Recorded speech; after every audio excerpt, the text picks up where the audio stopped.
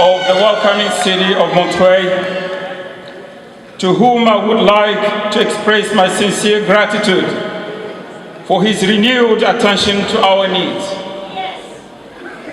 Dear Mr. YOUSSOUF Mohamed Boina, opposition leader and brother in the struggle of the internal front against dictatorship, dear comrades of the diaspora resistance movement of the rule of law, known as Dawla ya Haki, dear compatriots, ladies and gentlemen, Assalamu alaikum wa rahmatullahi wa barakatuh.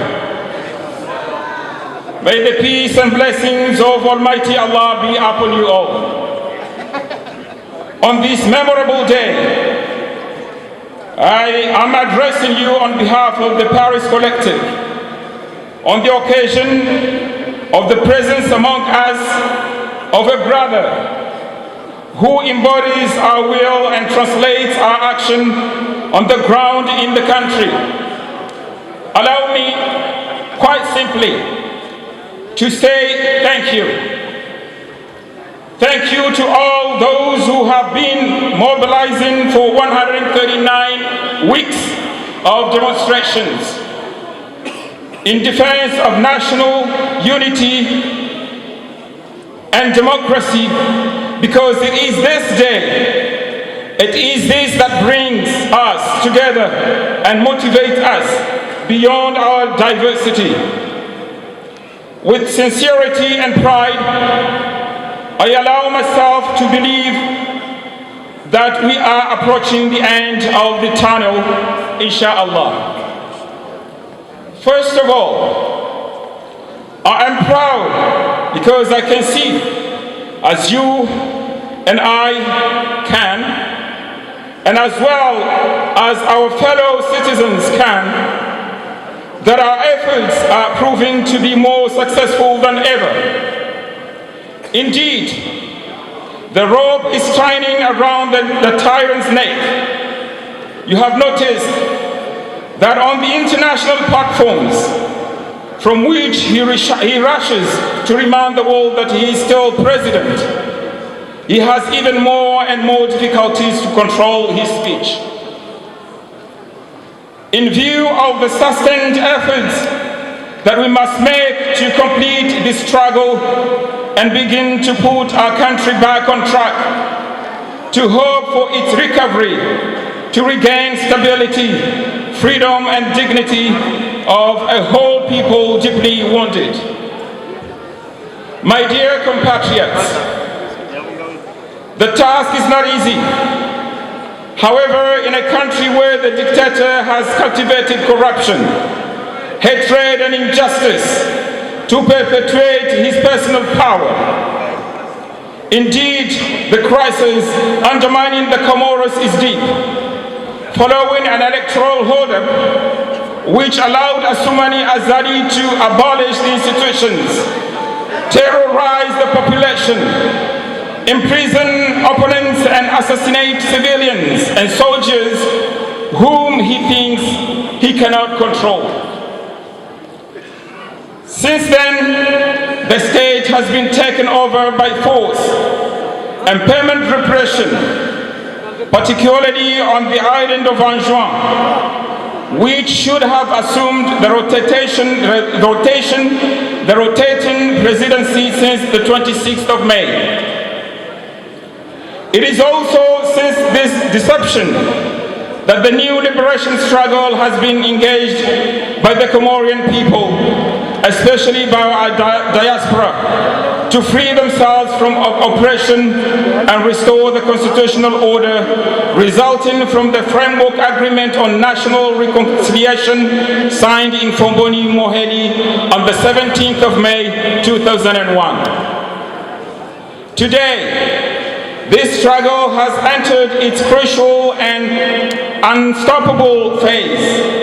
Indeed, fed up with so many violations of human rights and bad governance, the Comorian population has mobilized massively at home and abroad to demonstrate its absolute rejection of dictatorship and demand the reestablishment of political institutions that have proved their worth in terms of the country's unity and stability. Even though adjustments and improvements were needed to eliminate poverty and fight against corruption in order to initiate a sustainable and balanced development.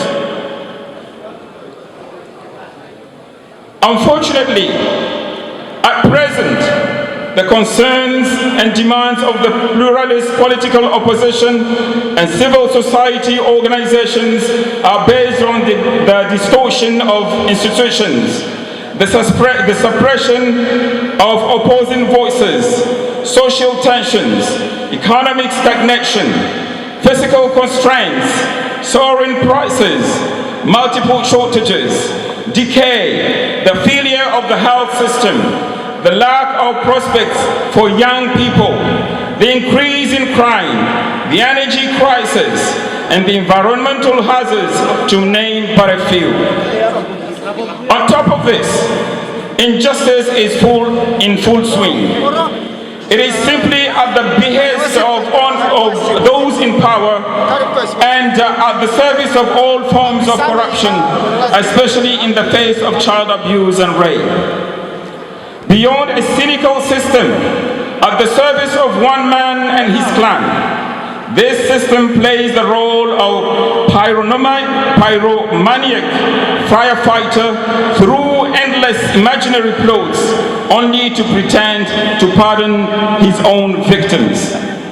First, the government aims to divert public opinion from the socio-economic and moral bankruptcy of a regime incapable of providing its population with the minimum daily needs. At the same time, the state's debt has reached 120 billion Comorian francs, despite having inherited the completion of the heavily indebted Poor Countries Initiative, and continues to benefit from the economic citizenship program, which was used as a pretext to imprison its promoter, former President Ahmed Abdallah Mohamed Sambi, and practically all the authorities of the previous governments without trial. It is in such a context that a dying regime clings on, in defiance of the population, that the usual adventurers and other merchants of illusions try to resume their service to sing the new fashionable song, dialogue.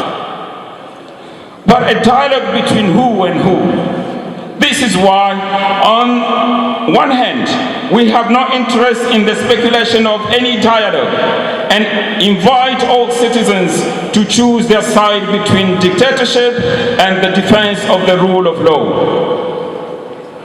On the other hand, we ask the international community, in particular the AU and the OIF, to reject and ensure respect for all the signatures on the Fomboni Agreement of the 17th of February 2001. I repeat again.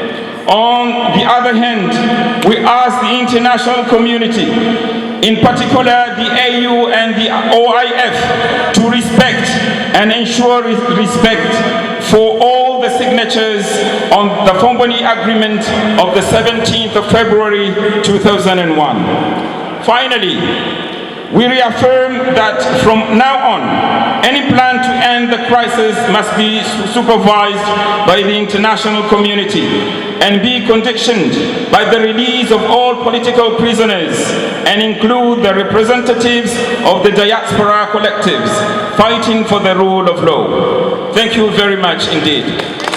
Thank you very much.